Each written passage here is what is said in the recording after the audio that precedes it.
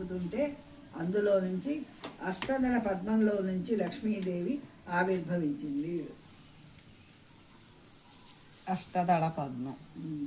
నింగిని తాకెడు నిద్దంపుటలలు తూగుటుయ్యలై తుంపెసలార బాలతా నటుతూగ పద్మంబు ఛాయ కన్యతా నిటుతూగ కలువ ఛాయ అటుదూగి ఇటుదూగి ఎపరంజి ముద్ద వీక్షించుచుండగా వెదురుమోసట్లు పెరిగి పెండిలియాడి పిల్లయ్యనంతా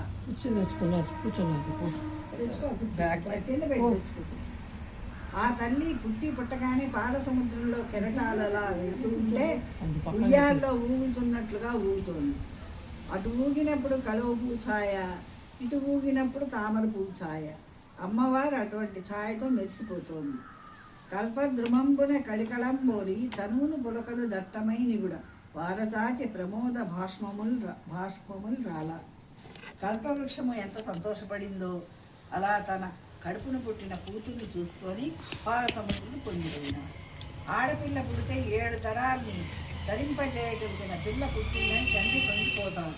అందుకని ఆయన అన్నాడు, రావమ్మ భాగ్యాల రాసి రావమ్మ, రావమ్మ ఇందిరారమణి రావమ్మ, లోక శోకము బాపు లోలాక్షి నీవు, నాకు కూతురు అవుత నా పుణ్యమమ్మ, అంచు మురిసిపోయి అంబుది స్వామి ఉప్పొంగి ఉప్పొంగి ఉప్పరం బంటే. అంబుది స్వామి అంటే సముద్రం. అమ్మ, లోపల కష్టాన్ని తీర్చే లక్ష్మివి నా కడుపున పుట్టావు. ఇప్పుడు వేరొకరింటికి లక్ష్మిగా నేను కన్యాదానం చెయ్యగలను అని సముద్రుడు పొంగిపోయినాడు. ఆ ఉత్సాహంతో సముద్రం ఆకాశాన్ని అంటుకుంది. సముద్రుడు అంత సంతోషపడిపోయినాడు. సఖియను మంగళ స్నానం ఆడింప వాసవుండర్తింపే వజ్రపీఠము పూత నదీజల పూర్ణ పుణ్యాహ కరసాలతోడ దిగ్గజము లవ్వేడ జలజాత గంధికి జలకంబులాచి బంగారు సరిగంచు పట్టుపుట్టమ్మ కట్టంగా సుతకిచ్చే కరసవారాసి. సముద్రుడు కట్టుకొనమని పట్టుపుట్టాలు తెచ్చిచ్చాడు.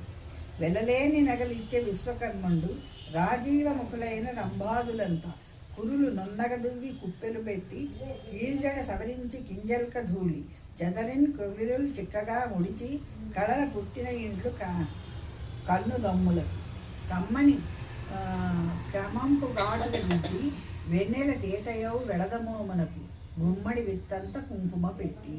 రంభాదులు వచ్చి అమ్మవారి కేశపాసాలంతటిని చక్కగా దువ్వి చక్కగా జడవేసి పూలు పెట్టి అమ్మవారి కన్నుల కింది భాగాన్ని వేలితో క్రిందికి లాగి అందమైన కాటుక తీసి అమ్మవారి కంటికి ఆ వేలుతో కాటుక